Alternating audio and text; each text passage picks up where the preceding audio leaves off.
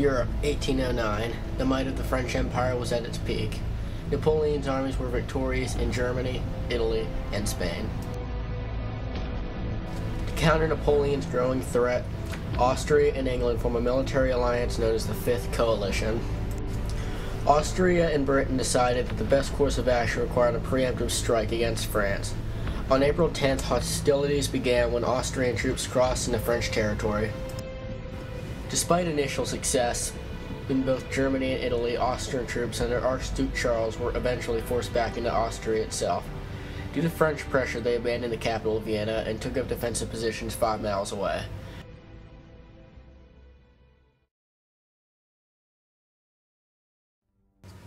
The Austrian army had suffered defeats at the hands of the French in the wars of the Second and Third Coalition. Also, their officer corps had been previously untrained in modern tactics. This led to poor organization in the field.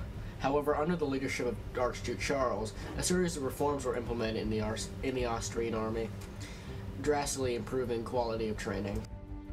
The Austrians were known for having very good artillery, second only to the French.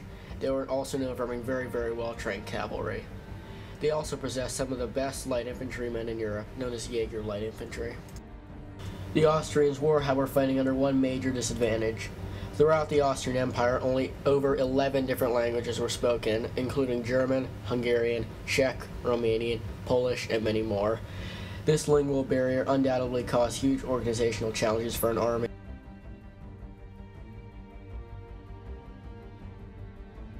The Austrian commander at the Battle of Aspern-Essling was very experienced. He fought in the French Revolutionary War and the War of the Second and Third Coalitions. Through 1799 to 1809, he put the Austrian army through several modernization programs. He was made commander-in-chief of the Austrian army after Austria's defeat at the Battle of Austerlitz in 1805. The army had been undefeated in 5 wars since 1790, building up a huge confidence in their leaders and their own ability. One of France's major advantages was that its army was divided into a corps system. Each corps was a small, self-contained army in miniature of about 20 to 30,000 men. This made the lines of communication and supply lines smoother. In theory, no corps was supposed to be outside 24-hour range. Due to manpower needs, however, the army was not as well trained as it had been in previous years. However, it was far more experienced than any other army in Europe. French cavalry was considered less well trained than their Austrian counterparts. However, they were organized in such a way that more than compensated for this. French artillery by far was the best in the world, and many of Napoleon's victories were largely due in part of this. Napoleon knew that he needed to cross the Danube in order to defeat the Austrian army in detail, and there was only one bridge that he could cross from, and the Austrians were guarding it heavily. By the end of the day, the French could only get 27,000 men across the bridge before they hit by 95,000 Austrians. Most of the battle at the first day took place at Aspern village.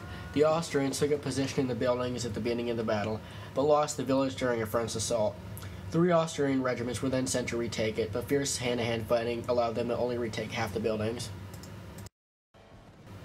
At the same time, Napoleon ordered several heavy cavalry regiments to attack the Austrian center, but this was repulsed by canister fire and Austrian infantry. Fighting ended at dark that day.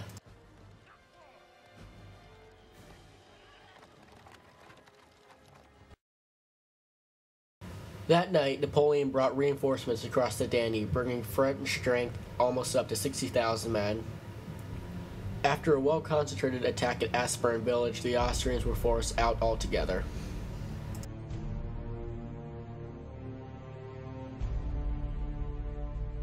Meanwhile, Austrian General Rosenberg stormed Essling and nearly forced the French out altogether. However, French reinforcements later retook the village.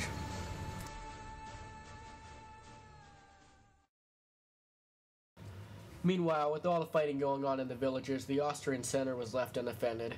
A bayonet charge led by Marshal Lannes' 2nd Corps broke through the Austrian center, isolating the Austrian troops at Aspern-Essling. With defeat almost certain, Archduke Charles used his last reserves to plug the gaps and possibly halt the French advance. With the imperial flag in his hand and riding on his horse with his men, he rallied his retreating army to form a defensive line against the French attack. Within hours, both Aspern and Essling had fallen back into Austrian hands.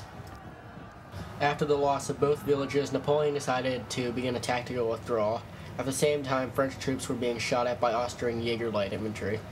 The withdrawal was costly, and by the end of the battle, both armies were exhausted.